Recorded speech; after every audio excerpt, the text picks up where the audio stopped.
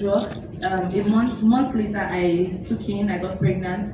But when I went to the hospital, they said there was no heartbeat and the baby stopped growing, so they had to evacuate. So we evacuated, and after I went for review, the doctor advised and said the solution for us is IVF. Now we can just have 2-3 babies and we are done, and we leave it at that. So my husband and I said, we left the hospital and we said no, that we are just going to wait and see what happens. By then I was already on the altar of fire. I've been on the altar of fire since 2021, and I've been praying. Papa has been declaring, and this was towards his birthday.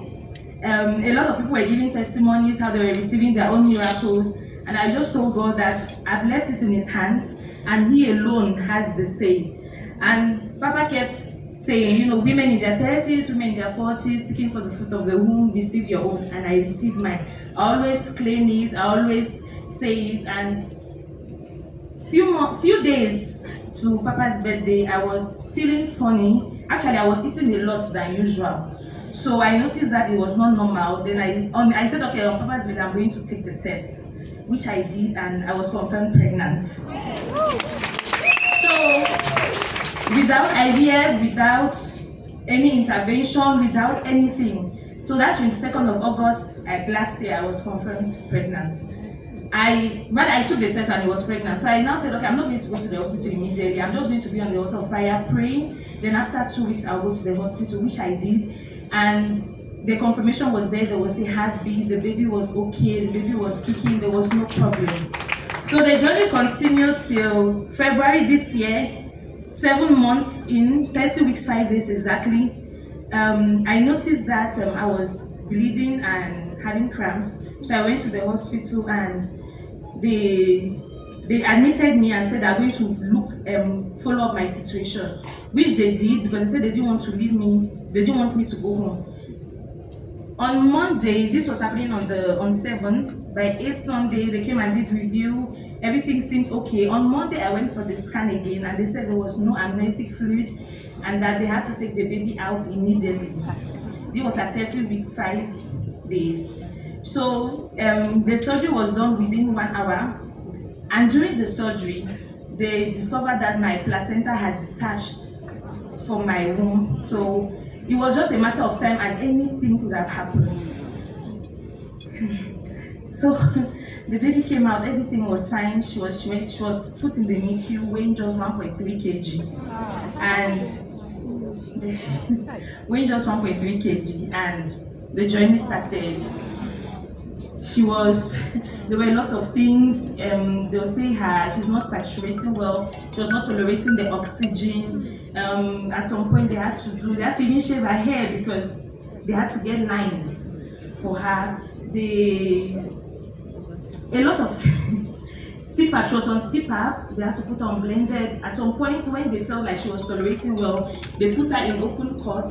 But within a day, they had to put her back in the incubator with CPAP, that is the highest form of oxygen, because she was not tolerating the outside oxygen well. So this was 9th of February, she was in the NICU till on the 10th of March. By 7:45, 7:46, Papa declared, babies in the NICU come out, babies in the NICU come out. And I claimed the word. My friends sent it to me. We were praying, my family, my mom, my aunties, my cousins, everybody was on the altar of fire. They were praying, and we claimed the word. We went with it. That same day, they called us that they've brought her out of the incubator and now put her in the open cut. So that was stage 1. Then they told us to start preparing, that we have to come and take her soon, that she's already doing very well. This was just like within the space of how many hours. It was wonderful. And now, within 2 days, we now went back to the ward, and she was doing okay. At that point, she was weighing 1.8 kg, and she's been doing so fine. She's taking her vaccines, nothing missing, nothing broken, all her parts are, no complications. She doesn't have any issues with her brains, any issues with her heart. But at some point, they had to do echography to check her heart because they didn't understand why she was not tolerating the oxygen. They checked her brain, they checked everything, was nothing missing, nothing broken. She's doing well, she's fine. Today is 9th of August and she's 6 months old today. Yes, I told myself, and this is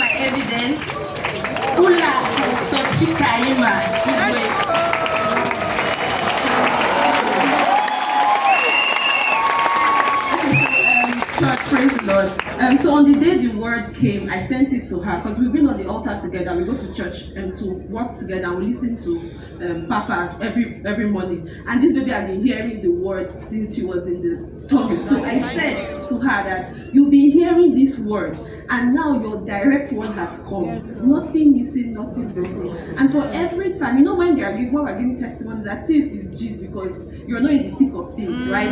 But when that word came, we held on to it because it was like, would come today, she's made some improvement, we'll go back again. But until that word came, it ended. She came out of the incubator, she was in the court.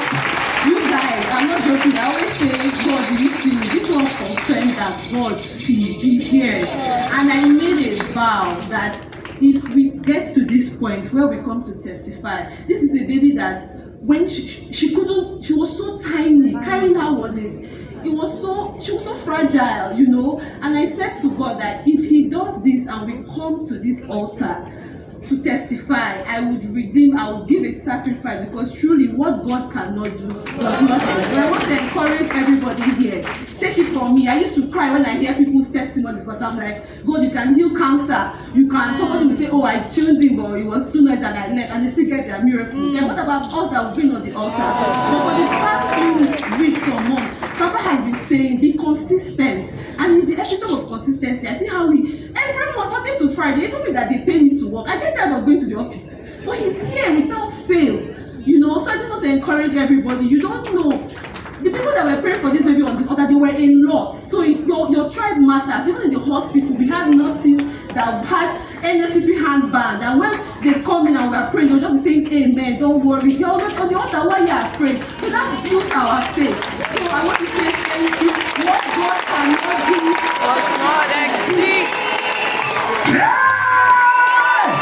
And you just celebrate